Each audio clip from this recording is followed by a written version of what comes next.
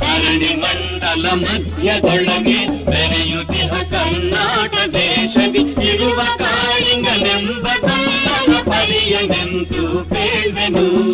ಎಳೆಯ ಮಾವಿನ ಮರದ ಕೆಳಗೆ ಒಳಲನೂದುವ ಗೊಲ್ಲ ಗೌಡನು ಬಳಸಿನಿಂದ ಗುರುಗಳನ್ನು ಬಳಿಗೆ ಕರೆದನು ಹರುಷದಿ.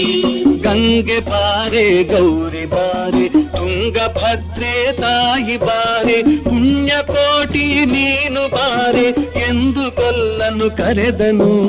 ಗೊಲ್ಲ ಕರೆದ ಧ್ವನಿಯ ಕೇಳಿ ಎಲ್ಲ ಹಸುಗಳು ಬಂದು ನಿಂತು ಚೆಲ್ಲಿಸೂಸಿ ಹಾಲು ಕದೆಯಲು ಅಲ್ಲಿ ತುಂಬಿತು ಬಿಂದಿಗೆ.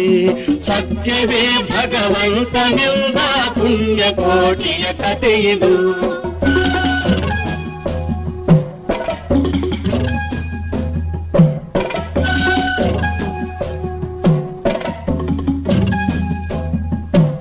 ಹಬ್ಬಿದ ಮಲೆ ಮಧ್ಯದೊಳಗೆ ಅರ್ಬುತಾನೆಂದೆಂಬ ವ್ಯಾಘ್ರನು ಅಬ್ಬರಿಸಿ ಹಸಿ ಹಸಿದು ಬೆಟ್ಟದ ಕಿಬ್ಬಿಯೊಳು ತಾನಿದ್ದನು.